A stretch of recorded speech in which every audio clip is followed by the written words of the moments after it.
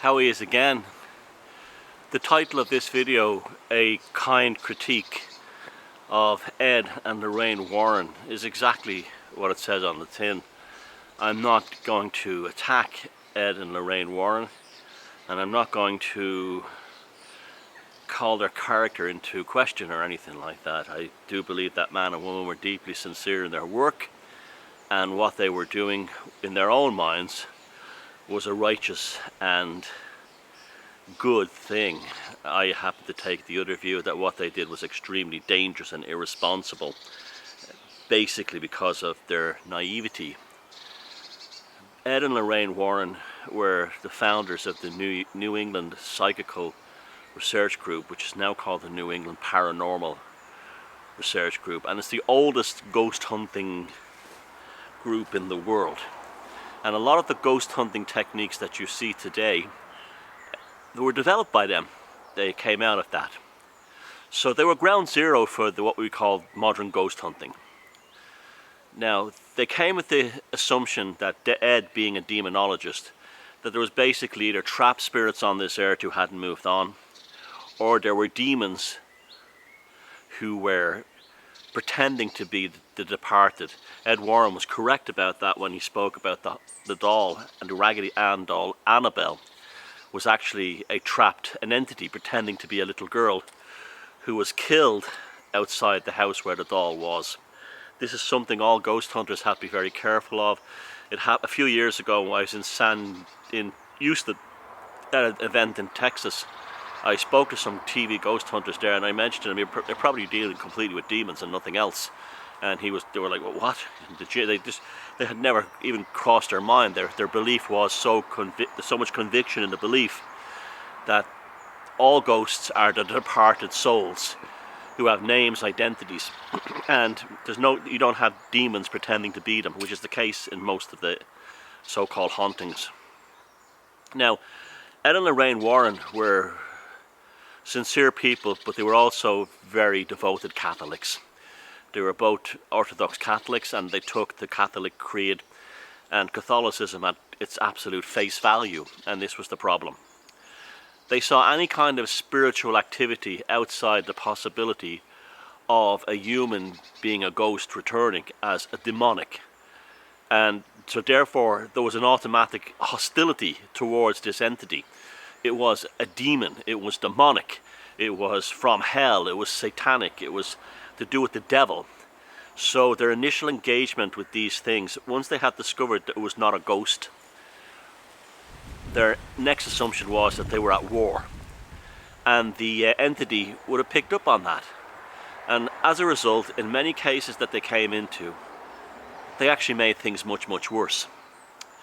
Because their ignorance of these entities, just by merely applying a completely biblical aspect towards them, coupled with their lack of knowledge in how to deal with them, they probably unleashed more demons upon this world than they took away, because they didn't banish them.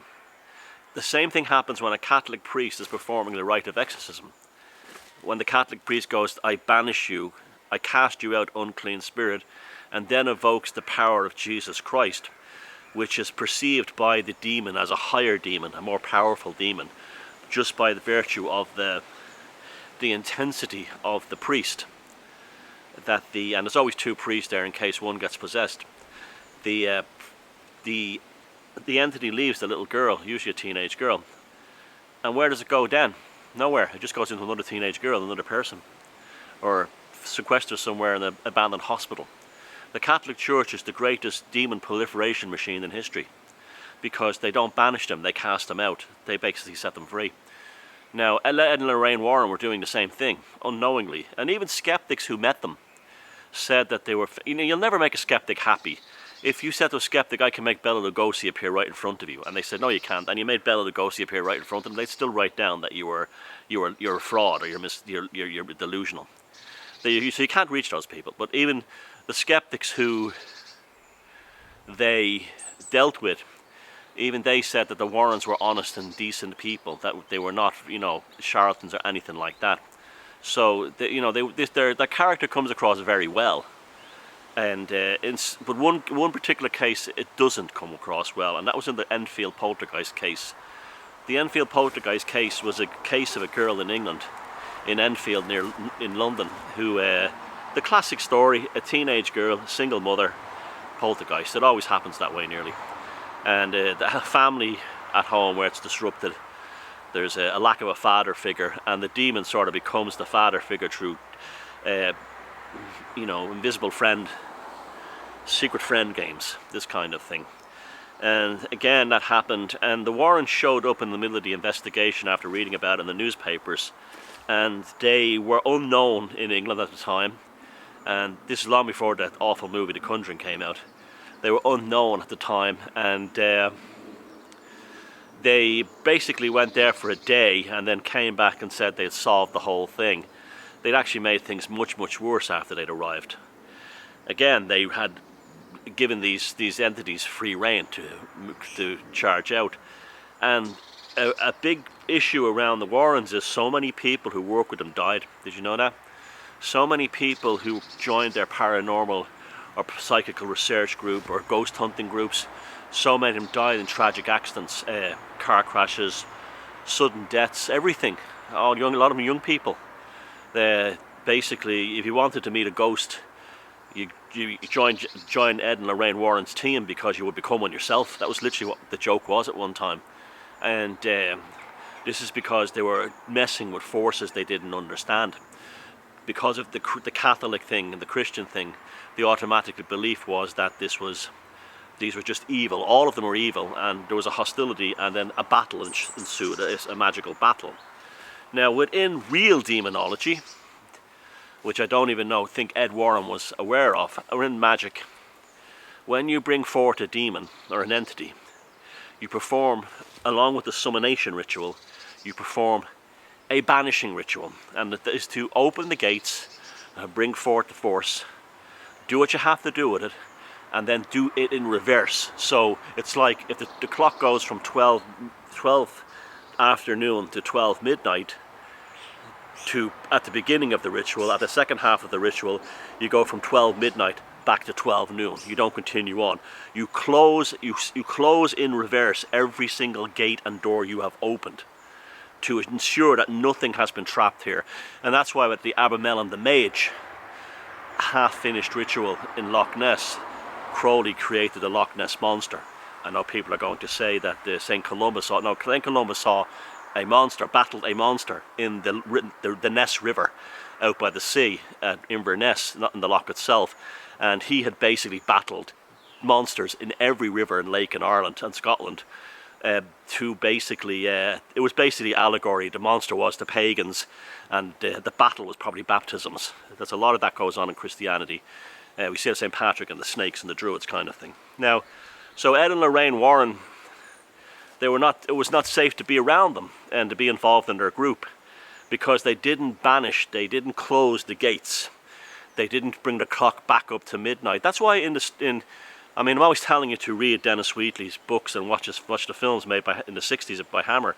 In The Devil Rides Out, Tanis survives because when they're closing the ritual, they go too far back, they go past midnight, and Tanis was killed. You know, I'm talking about like in midnight, I'm talking about a metaphor now.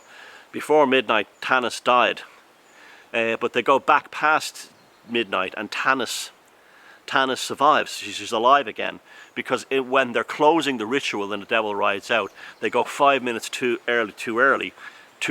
soon from when they started. And as they quietly pointed out, we've literally changed space-time itself. This is why these books were amazing for their time, when you had like Dennis Wheatley and even Crowley and Moonchild blowing things on all this stuff. But they were also teaching people how things like the quantum theory and how time wasn't real. This is why the real reason why this stuff was banned.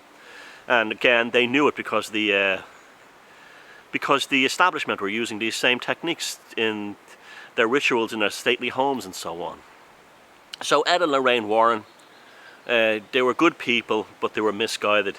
They did a lot more damage than good, and they set the course for modern ghost hunting as we know it today, and it's all completely wrong. It's all based on the assumption that we're dealing with spirits of the departed souls who haven't moved on, when in many cases we're dealing with things like jinn, demons, fairies, all these other elemental types of things.